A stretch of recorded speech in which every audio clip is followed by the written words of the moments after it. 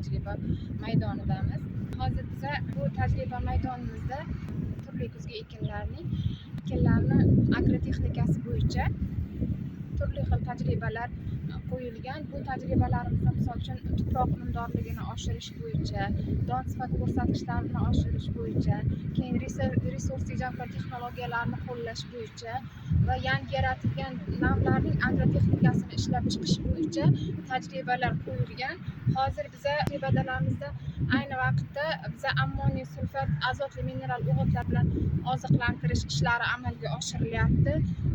Bunga sabab ya'ni global iqlim o'zgarishi tufayli, ya'ni kunning issiq kelishi, yog'ingarchilikning kam bo'lishida g'alla o'simliklarning o'sish rivojlanishidan orqada qolganligi sababli bu keyingi kunlarda ob-havomuz yaxshi kelib, yog'ingarchilik boshlanishi arafasida turganligi sababli bugun bizlar o'sha yog'ingarchilik oldidan g'allani o'zini yaxshi rivojlanishi, o'zini tiklab olish uchun ammoniy sulfat o'sha azotli o'g'iti bilan oziqlantirish ishlarini amalga oshiryapmiz.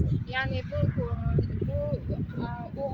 bu mineral o'g'it bilan oziqlantirishimizdan sabab, ya'ni rivojlanishdan orqada qolgan g'allalarimizni hozir sepsak, yog'ingarchilik yoqqandan keyin ildiz tizimigacha yaxshi yetib borib, ildiz tizimlarini yaxshi rivojlantiradi. Ya'ni azot yetishmasligidan nimjon bo'lib, barglari sarg'ayib, och yashil rangga kirib qolgan g'allalarimiz baquvvat va to'q rangga kirib, ildiz tizimi yaxshi rivojlanishi uchun, qishdan yaxshi tub sonini yo'qotmay yaxshi ishlab chiqishi uchun biza bu o'g'it bilan oziqlantiryapmiz.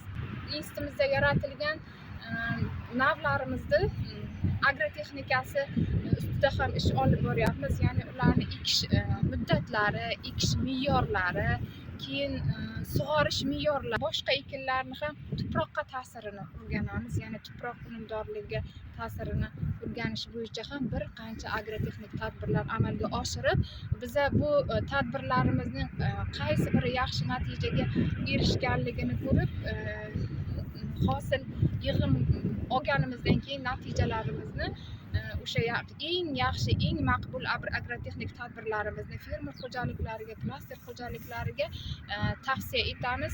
Yana bundan tashqari bizning laboratoriyamizda mikronutrientlar bo'yicha ham ish olib borilyapti. Ya'ni ularni don sifat ko'rsatkichlariga ta'siri bo'yicha, ya'ni temir, mis, manganiz mikronutrientlarining don sifat ko'rsatkichlariga ta'siriga, bundan tashqari yana organik dehqonchilik asosida organik o'g'itlar berib ham ularni o'sha sifat ko'rsatkichlariga ta'siri o'rganilyapti.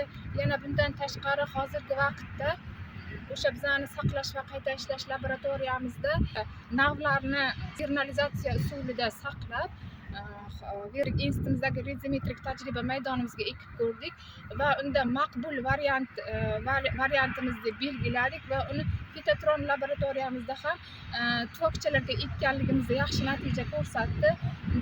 Bundan olgan ma'lumotlarimizni biz dala tajribasiga ham sinab ko'rdik. Dala tajribasida ham o'sha vernalizatsiya usulida saqlab, namligini 30% qilib ekkan yuksalish va to'ron navimiz odatiy an'anaviy ekish usullariga qaraganda 3-4 kun oldin unib chiqishi, o'simliklarni baquvvat bo'lishi, tub sonining yuqori bo'lishi bilan ajralib turganligini guvohi bo'ldik. Bu albatta biza uchun yangi tajriba. Bu tajribamizni natijasini olib, fermer xo'jaliklarimizga o'z tavsiyalarimizni beramiz.